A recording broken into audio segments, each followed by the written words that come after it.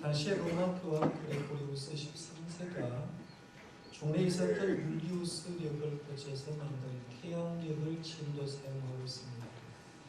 태양력에서 한 해가 언제 시작되냐라고 하면 1월 1일부터 시작되어서 12월 31일에 한 해가 끝난다라고 얘기를 합니다.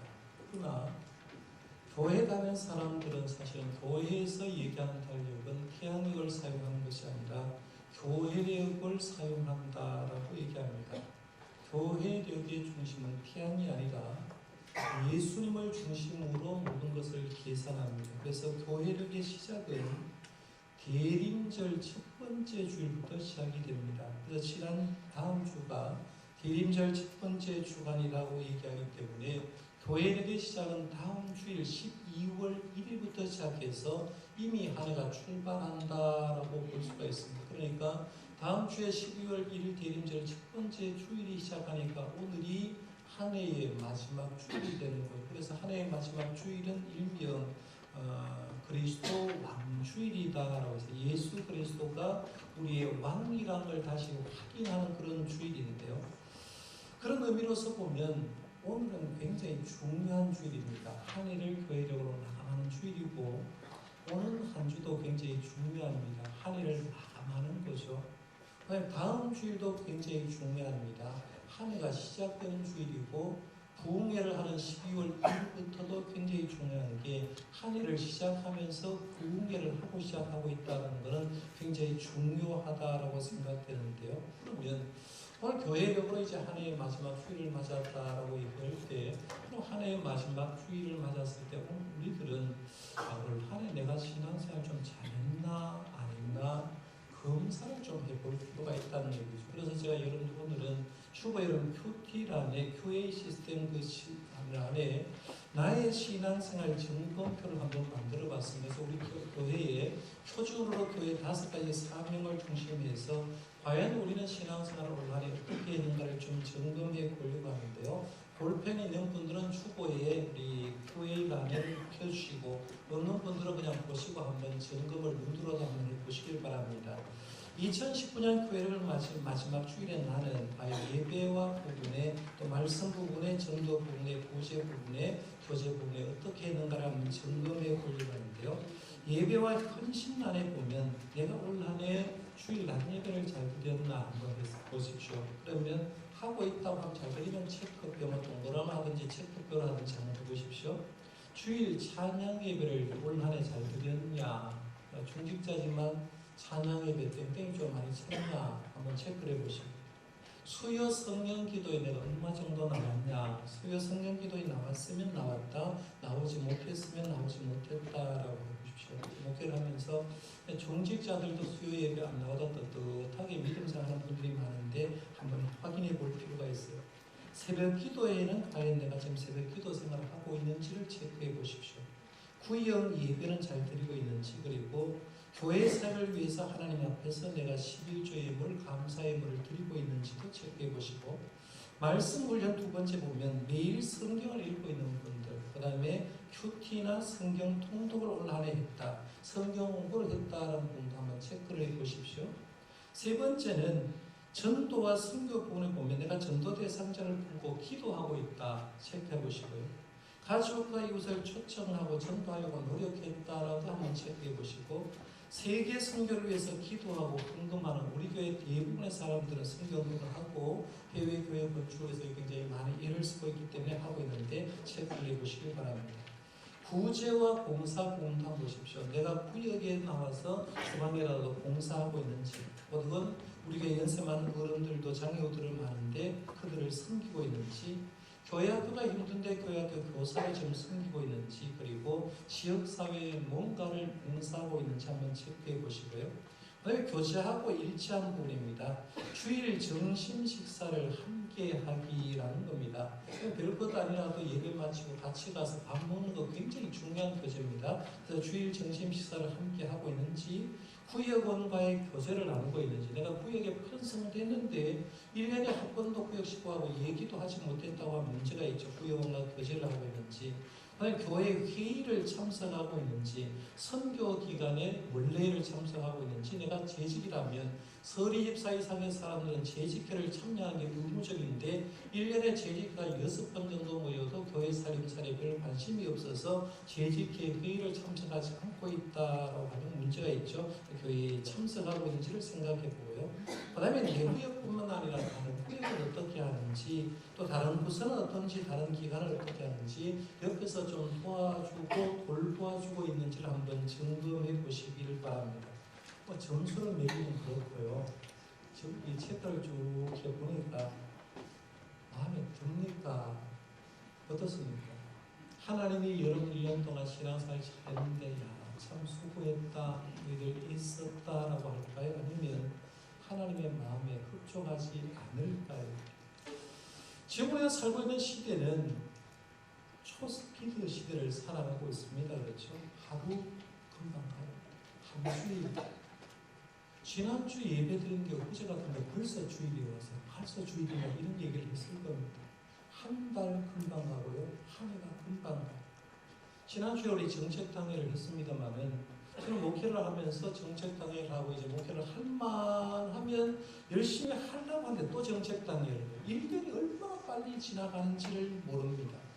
너무 빠른 세상을 보내다 보니까 문제는 내 신앙이 지금 잘 가고 있는지 잘하고 있는지 점검할 시간조차 가지지 못하고 믿음 생활하는 사람이 의외로 많다는 겁니다. 그래서 세상을 따라 내 편리대로 믿음 생활합니다. 신앙생활의 기준이 말씀이 되어야 되는데 말씀이 기준되지 않고 내 중심으로 신앙생활합니다. 그래서 중직자가 되어도 자기 신앙의 중심이 되기 때문에 누가 뭐라고 해도 떳떳하게 예수 믿는 사람이 많은데 문제는 뭐냐면 내가 지금 가고 있는 것이 주님의 뜻에 맞는 관계가 없는데 주님의 뜻에 맞지 않고 가고 있다는 문제라는 거죠. 예를 들어서 이런 겁니다. 내가 운전을 하고 서울에 간다라고 생각하고 신천대로를 올려가지고 고속도로 올라갈 때 예를 들어서 신천대를 통과해서 대전으로 가든지 아니면 중부 내륙고속을 가든지 서울 방향으로 가면 좋은데 운전해서 내 가는 대로 좋다라고 가기는 가는데 신천대를 통과하고 뭐 공기점을 가지고 안동을 거쳐서 쭉 올라가가지고 가다 보면 서울 간다고 가는데 목적지 도착은 춘천에 가서 할 가능성이 굉장히 많이 있다는 얘기입니다. 우리가 신앙생활 하면서 한번 점검해 봐야 될 게 뭐냐면 내가 한 해의 마지막 정도가 되었을 때 내 신앙을 점검을 해보고 잘못된 길로 가고 있으면 빨리 수정할 필요가 있다고 되는데요. 이런 착오를 누가 겪느냐 하면 오늘 본문 말씀의 배경이 되는 북이스라엘 사람들도 이런 착오를 겪었어요. 그래서 하나님께 오직게 하나님 말씀을 듣는 것을 보게 되는데요. 하나님은 오늘 교회적으로 하나님 마지막 주일에 하나님은 호세아서의 말씀을 한 절을 주셨는데 이 호세아의 말씀 한 절을 제대로 이해하려고 하면 좀 서론적인 얘기를 생각할 필요가 있는데 호세아서를 폈으니까 호세아라는 인물에 대해서 조금 한번 생각해 보면요. 호세아의 이름의 뜻은 여호와여 구원하소서라는 이름의 뜻입니다. 예수님의 이름의 뜻과 비슷하죠. 호세아 여호와여 구원하소서.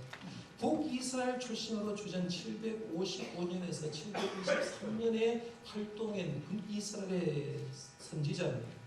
호세아의 가족 관계를 얘기하면 너무나 잘 아는 게 호세아의 고멜이 아내고요. 그로 통해서 이남 일녀 자식을 낳고 자식의 이름을 통해서 하나님이 버렸다가 회복시키는 그런 이름을 바꿔주는 걸 보게 됩니다. 그 다음에 호세아서의 호세아 선지자의 성품을 얘기하면 4가지 정도 특징이 있는데 호세아 선지자는 첫 번째로 사랑과 영민이 넘치는 성품의 소유자였다라고 할 수 있습니다.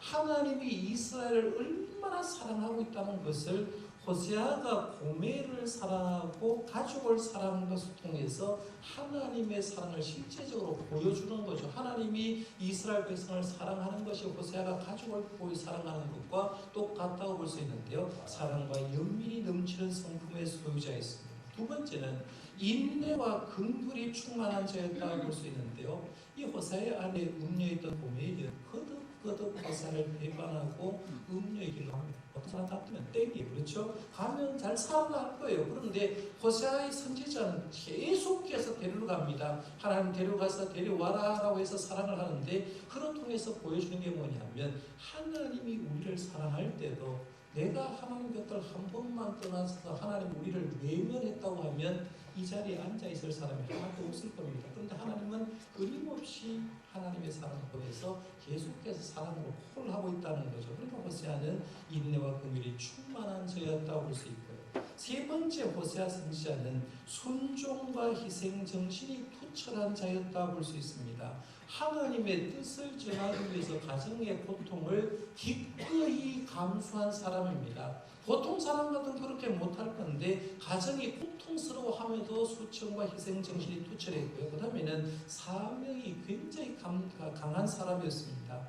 가정 형편은 말이 아니었는데 하나님이 맡겨주신 일에 최선을 다해서 감당한 선지자였다고 볼 수 있죠. 그러니까 선지자 중에 선지자라고 볼 수 있고요. 만약 이 시대에 진짜 훌륭한 목사를 찾는다고 하면 호세아와 같은 목사만 있으면 좋겠다고 생각하는데 좀 아이러니한 것은 만약에 호세아는 목사가 좋았는데 고멜 같은 사모라면 그 교회에서 받지는 않을 것 같아요. 그렇죠? 그러니까 이제 하여튼 호세아는 이렇게 훌륭한 사람이었다고 볼 수가 있습니다. 호세아 선지자는 사역했을 때 사역 형편은 어땠을까? 복수의 형편을 한번 생각해 볼 필요가 있는데요. 근데 주의 일을 하는 사람은 항상 환경이 굉장히 중요합니다. 예를 들어서 지금도 이제 목회를 하는데 수많은 교회가 있잖아요. 그 교회 형편이 어떤 교회에서 목회한가 굉장히 중요한데요. 제가 1987년도에 신학교에 들어왔습니다. 신학교에 들어올 때 아버님을 찾아가서 저도 이제 신학을 하고 목회자를 해야 되겠습니다라고 하니까 저희 아버님이 28년 동안 전도사 생활하고 목회를 하셨던 분이기 때문에 저에게 딱 한마디를 했어요. 제가 이미 여러분께 말씀드렸는데 28년 동안 1950년대부터 시작해서 80년대까지 목회를 하셨던 저희 아버님이 저에게 이런 얘기를 했습니다. 지금도 잊어버릴 수 없는 말인데 남북 통일되기 전에는 목회 현장이 참 어려울 텐데 그것을 각오한다고 하면 해라. 요만했어요. 아버님이 본인이 30년 어간 동안 목회를 해보면서 목회 현장이 너무 어려운데 네가 목회를 할 때가 되면 남과 북이 통일되기 이전에는 목회 현장은 갈수록 어려울 텐데 그것을 각오하면서 목회라라고 했어요. 진짜 목회 보면서 우리 교회 같으면 어떻겠습니까? 그런데 주변 보면 목회가 참 어려운 시절입니다. 교회 성장하기 이런 시절인데 이런 시절에 전개를 하고 있는데 제가 영남신학대학교에 실습을 하시는 초등학교 3번 처음 갔을 때 2002년에 처음 가서 이제 신학생들의 설교를 하면서 제가 그런 얘기해서 저희 아버님 말을 인용하면서 제가 1987년도 신학교 갈 때는 저희 아버지가 남북 통일되기 전에는 목회 환경이 어려울 텐데 그걸 각오하며 가라고 했다라고 말씀드린 다음에 제가 그 말 듣고 목회 현장에서 지금 목회를 해보니까 여러분에게 장담하고 할 말이 뭐냐면 지금은 남과 북이 통일되어도 목회 현장은 너무너무 힘들 거니까 그걸 각오하지 않고 당신들이 정신을 차리지 않으면 목회 현장은 다 깨질 거라고 성공적인 목회 못할 거 이렇게 따끔하게 얘기해 준 적이 있습니다. 사역자와 목회 환경은요 굉장히 중요합니다. 호세아 선지자가 사역했을 때 굉장히 어려운 시절이었습니다. 그 내용을 호세아서 1장 1절에 이렇게 말합니다. 요아스를 여로보암이 이스라엘 왕이 된 시대라고 얘기를 합니다. 이거 보면 호세아 선지자가 했을 때 북이스라엘 왕의 이름을 했어요. 여로보암 왕이었다라고 얘기합니다. 북이스라엘 여로보암 왕이 두 사람입니다. 한 사람을 여로보암 1세라고 했고 지금 본문에 나오는 이 본문만 여로보암은 여로보암 두 번째라고 해서 여로보암 2세라고 얘기를 하는데요. 여로보암 첫 번째 등장하면 솔로몬 시대가 끝나고 북이스라엘은 남잖아요. 남쪽에는 르호보암이 통치하고 북에는 누가 통치해서 여로보암 왕이 통치를 합니다. 이 여로보암 왕이 통치를 할 때 통치를 잘 하지 않았어요. 여로보암 왕은 통치를 하면서 결국에는 이스라엘을 위해서 영적으로 피폐하기 위해서 금강아지를 단과 베델에 만들었습니다. 초막 절절 15일인데 8월 15일로 변경을 해버립니다. 성전 여수가 성전 대신에 산단을 만들고 레위 사람이 없으니까 레위 사람 대신해서 일반 사람 예산을 삼습니다. 그러니까 이스라엘 백성들을 쭉 얘기하면서 악한 왕의 표준이 누가 되느냐 하면 여로보암입니다. 여로보암처럼 사역했으면 강한 왕이에요.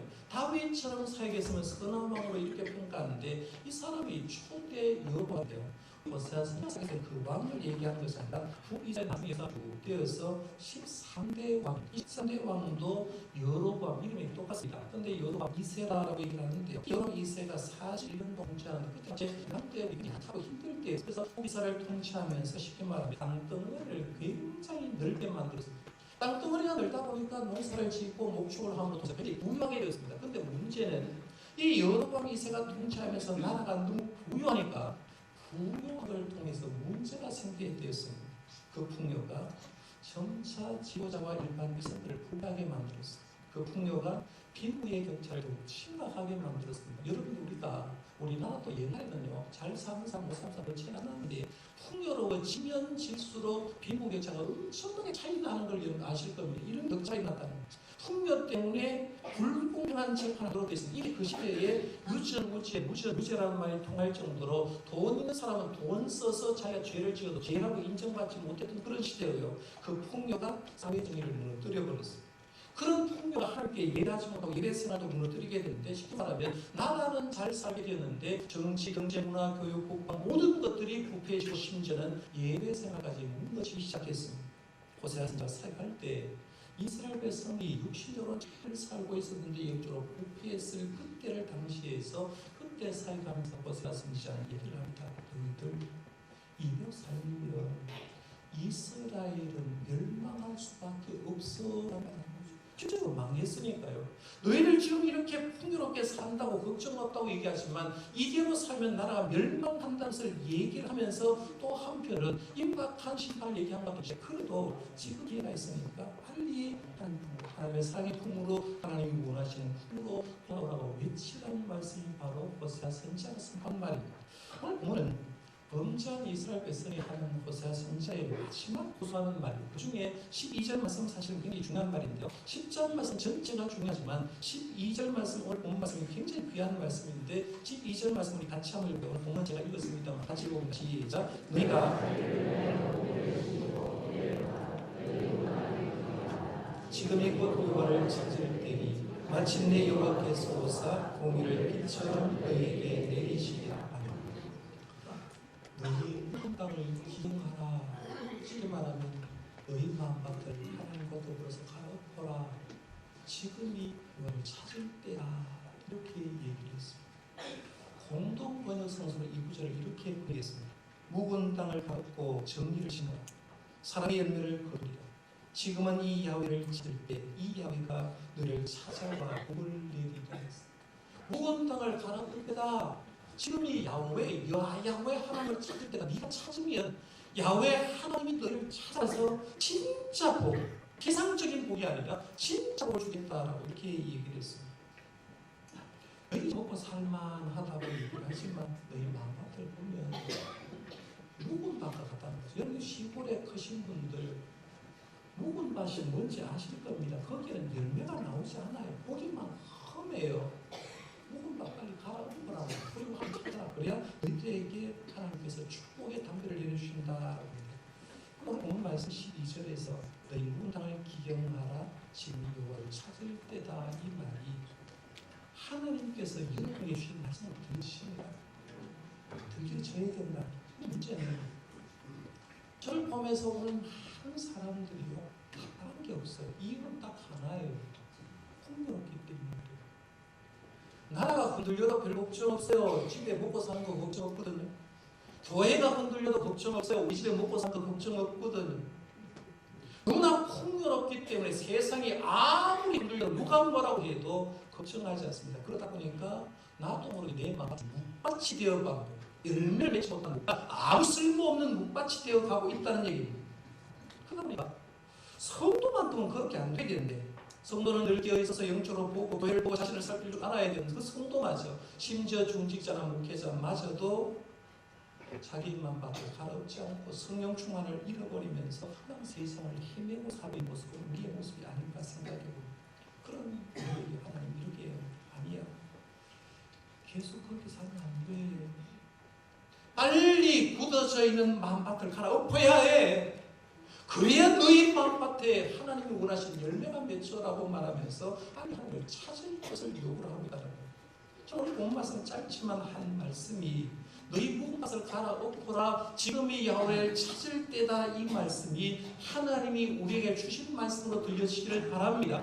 진짜 우리를 한번 돌아보는, 그래서 회개할 것도 회개하고, 부흥의 시대는요 항상 기본이 뭐냐면 마음밭 갈아엎는 것부터 시작했거든요. 회개하는 것부터 시작했어요. 회개하는 신명기의 말씀이 떨어졌고 열매가 맺혀진 것을 보게 되는데, 초대교회 성도들처럼 1907년 평양 대공이 운동할 때 우리 믿음의 선배들처럼 우리가 먼저 해야 될 게 뭐냐면 빨리 마음밭을 갈아엎는 거죠. 회개할 것 회개하고, 자기 돌아볼 것 돌아보고, 어떻게 하면 성령 충만을 회복할까 고민할 필요가 있다는 거예요.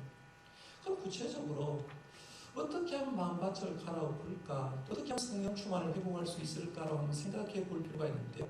1906년 4월 8일에 길성주 목사님은 너무 잘 아는데요. 장로님이었다고 신학교에 나가지고 이제 나중에 목사님이 됩니다만, 이 길성주 목사가 제 평양 신학교에 다닐 때 장로님으로 신학교 졸업받을 때 그리스도 신문이라고 신문에 사설을 하나 실었어요.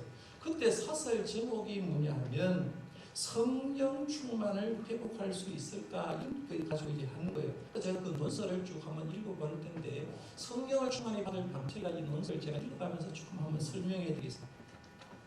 성령을 받는 것이 3단계가 있으니, 첫째는 성령의 인도함을 받고, 둘째는 성령의 감동함을 받고, 셋째는 성령의 충만함을 받는. 그런즉 성령의 인도함을 받은 후에 성령의 감동함을 받고, 성령의 감동함을 받은 후에 성령 충만을 받나니, 성령 충만을 받는 방책이 6가지가 있다. 첫 번째, 첫째는 하나님의 명을 순종함이니라고 했습니다. 사도님께서 승천하실 때 명령하신 말씀을 순종함으로 세상에 떠나지 아니하며, 오순절 성령 받았던 사람이 말씀대로 떠나지 않았다는 겁니다. 두 번째, 형제 자매가 마음을 합함이니라고 해서 형제 자매가 마음을 합할 성입니다. 사도와 신도들이 오순절날에 마음을 같이 한 집에 모였을 때 혀 모양으로 불같은 성령의 충만함을 받습니다. 저 전봇줄을 보면 그 줄이 서로 연합함으로 그 전기가 서로 통하니, 이와 같이 형제의 마음이 서로 연합하여 성령의 실력이 서로 교통할지니라. 전봇대가 계속해서 줄이 연결되어 있으니까 거기에서 전기가 통하는 것처럼 성도들이 한 마음이 될 때 성령 충만을 받는다는 겁니다. 세 번째, 겸손함이니라고 했습니다. 옛날 고넬료가 자기 친속을 거느리고 베드로 오기를 기다리다가 베드로가 오는 것을 보고 문 밖에 나가 베드로 앞에 겸손히 절하였으니, 이 겸손한 마음으로 베드로 한번 기도하며 온 집안 사람이 성령 충만을 받았는지라. 성령은 물과 같아서 땅이 깊은 곳에 물이 많이 고이는 같이 사람의 마음이 서로 낮고 겸손한 곳에 성령의 충만을 받는 것이니, 야고보 선생께서 말씀하시되 하나님이 교만한 자를 물리치시고 겸손한 자에게 은혜를 주신다 하셨느니라. 물은 나를 옮기고 낮은 곳에 보여. 내가 성령 충만을 왜 못 받느냐고 했을 때, 내 마음이 높은 곳에 있는 사람은 절대로 성령 충만을 못 받는다는 거. 여러분 은혜 받았을 때 전부 다 낮은 자가 내려가 있었을 때라는 거, 겸손할 때였어요. 그때 은혜 받고 영적 체험하고 방언 터지고 역사가 일어났다는 얘기예요. 겸손합니다. 겸손함. 네 번째, 마음이 조용함이 있어요. 옛날 모세가 시내산에서 하나님의 영광을 보고 그 권능을 받을 때에 그 마음과 몸이 조용히 거치함이, 사도 바울이 아라비아 광에서 조용히 기도함으로 성령의 능력을 받은 것이요. 제가 자주 하는 말이죠. 성령 받고 은혜 받으려고 하면 하나님과 1대1로 조용한 시간이 필요하다고 제가 말씀드렸습니다. 조용함입니다. 다섯 번째, 주의 일을 위하여 힘쓰는 가운데 성령의 권능을 충만히 받는 것이라고 했습니다. 옛날 사도때 무당 시몬이 성령을 물동과 같이 여겨 베드로에게 돈을 바치고 성령을 구하며 도리어 책망을 받았으니, 성령을 받아 나를 위해서 쓰려고 만영되이 구하면 도리어 죄를 받을 것이니, 옛날 사도와 문도들이 다 주를 위해 힘쓰는 가운데 성령의 능력을 충만히 받았는지라. 성령 받은 사람 보니까 다 주님 위해서 쓰려고 하는 사람이 성령 받으라는 거예요. 마지막 여섯 번째, 간절히 기도함이니 예수께서 가라사대 구하는 이마다 받을 것이요 하였느니라. 믿습니까? 기도하지 않고 성령 받은 사람은 한 사람도 없다는 얘기입니다. 기도했다는 얘기입니다. 나의 사랑 형제 자매들이요, 이 6가지 방책을 깊이 생각하셔 날마다 힘써 성령의 충만한 받기를 바라옵나이다. 이렇게 논설을 썼어요. 1906년 논설 신학교에서 졸업반을 쓰고, 졸업하자마자 우리 대한민국 장로회 총회에서 첫 번째 7명의 목사를 안수를 시켰습니다. 안수 후에 이제 길성주 장로님이 목사님이 된 다음에 설교를 할 때도 이런 설교를 많이 했어요.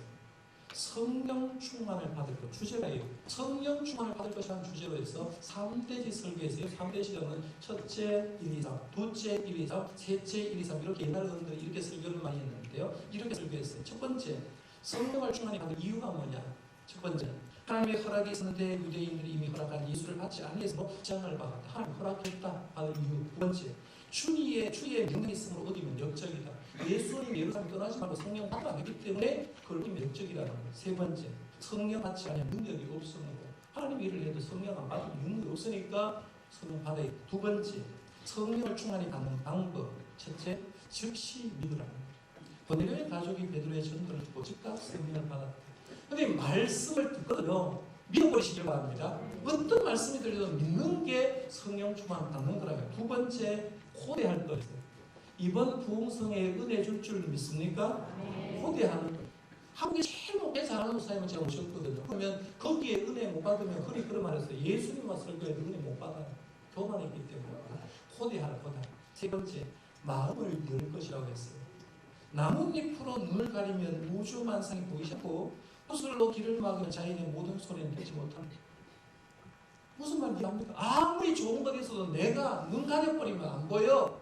아무리 좋은 소리가 들려도 붓으로 내 길을 가리면 안 된다는 거예요. 그러니까 성령 충만을 받으려면 성령 충만에서 마음을 열어놓으라는 거죠. 귀도 열어놓고 눈도 열어놓고 마음을 열어놔야 성령 충만을 받는다는 거예요. 세 번째, 성령 충만을 받을 기회가 언제냐 했을 때, 지금 현재는 성도들이 모였을 때.